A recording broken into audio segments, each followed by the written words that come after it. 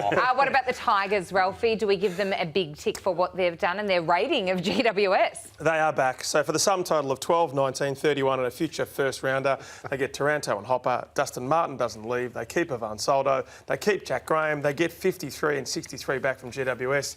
Wow.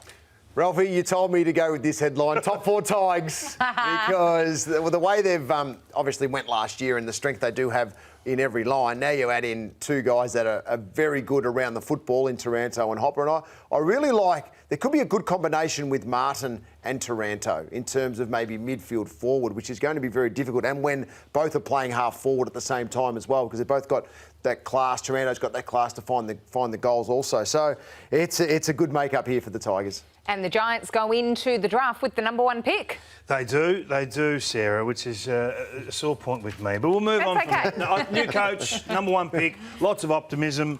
I love what they've done, I really do. I think that, OK, you've got to turn the page on some of those players. Taranto and Hopper wanted to leave. OK, let's get on with it. What can we do? It doesn't look like a great haul, but they're high-quality picks. 1, 15, 18, 19. They'll get some good players with those. They've spoken already saying that they want to get players that are going to hang around long-term. But if you look at their last 4 seasons, they've drafted 11 players inside the top 30. That's where the quality is, most in the competition. I think this will be a small reset over the next 2 to 3 years, and they'll bounce and be back in the frame again. And a big story brewing too with Jason McCartney on the 20th anniversary of the Bali Bombings as well. Well done to him. And also the list manager in Adrian Caruso. They just blatantly called out the draft tampering that occurs today. They said, we just have players who come to us and say, I don't want to come to your club because it's interstate. The AFL must do something about it. This homesickness feels like it's been spoken about more this year than ever before. So what do you do, Sarah? Well, it's difficult because we're also more cognizant of players' mental health issues and welfare issues than perhaps we were in the past. But it must make it incredibly difficult for non-Victorian clubs. And, I mean, we've just been speaking about a club that was homesick from Geelong to Melbourne. I mean... Players don't leave the Swans. No. So, half an hour down the road. So they've got some work to do underneath, I think, which is where they're starting right now. And it comes down to, I think, what they'll end up paying these players and the structure around that. So these guys that become guns aren't getting to that point and then walking out. They're staying within that environment. So is it just a money issue, Ralphie, or is there more to it? Because it can't just be finance, and that finance just can't be the sole answer. Yeah, I think a little bit of it is about the fact that we've just accepted it now. That we say that players like Bailey Smith, players like Archie Perkins can just say to an interstate club, a non-Victorian club, I'm not going to be there. I think there should be a shot across the bows from the AFL. Now, that might still mean that they leave after 1 year or 2 years, but at least they get into that club.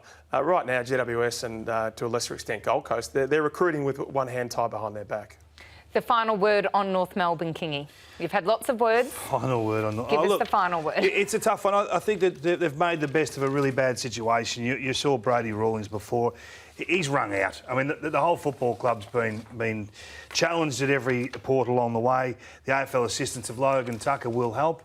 2, 3 and 40. It's still at the bottom end of a rebuild. It really is. It hasn't come out of rebuild phase, and I think they'll be putting their hand up again next year for some assistance, because I don't think it was good enough this year. And I'll go to the grave on that. I just don't think, if you've got a team that's finished 17th, 18th, 18th, and you can say it's by their own call or not, every club makes errors to put themselves in this situation across the history of the game. I think they'll be applying for a priority pick or some concessions at the end of next season as early as now. Yep.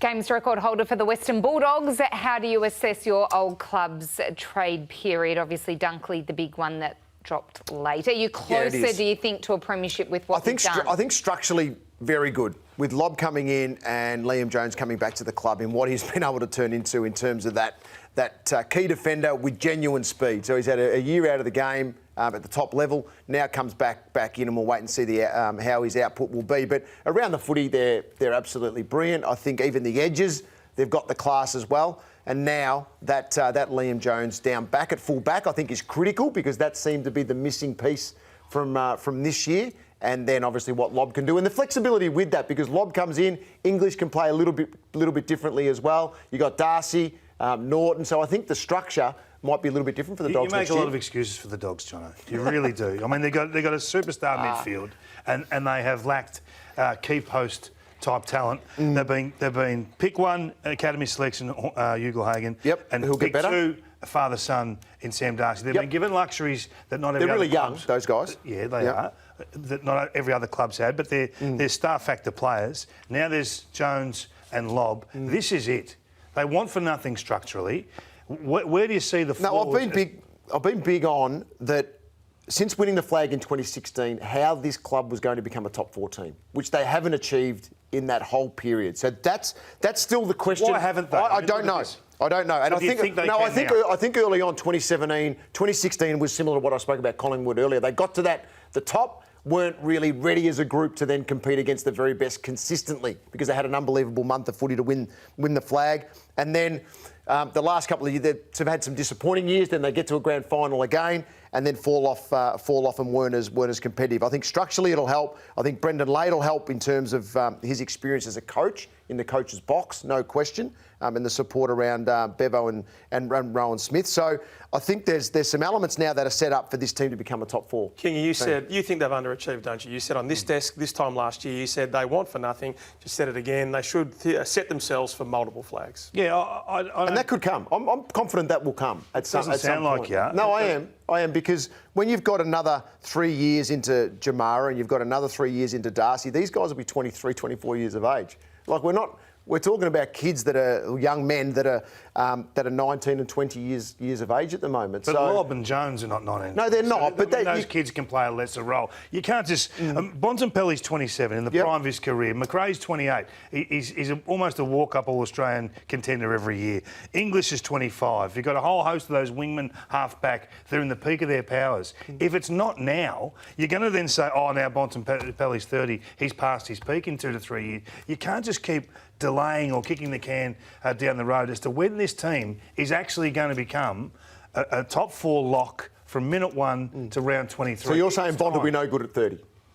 No, what I'm saying is because that's yes, there's a window now, and I do get what you're saying here because these guys that you've mentioned are the guns of the Bulldogs right now, but it hasn't been enough. It hasn't been enough because now, as you said, 2016, that got them over the line. That midfield mix won them the flag, but they had something different that the competition couldn't stop. There hasn't been a coach have the luxury of this midfield for a 5-year span like Luke Beveridge has had. There hasn't been. Now, you've made excuses that they haven't had the key post forward and back to arm them totally. Well, now they've got them. Now, for me, it's the Dogs to go and charge and make a top 4. There are no excuses this year. There aren't. All right, we can argue about that all the way till September.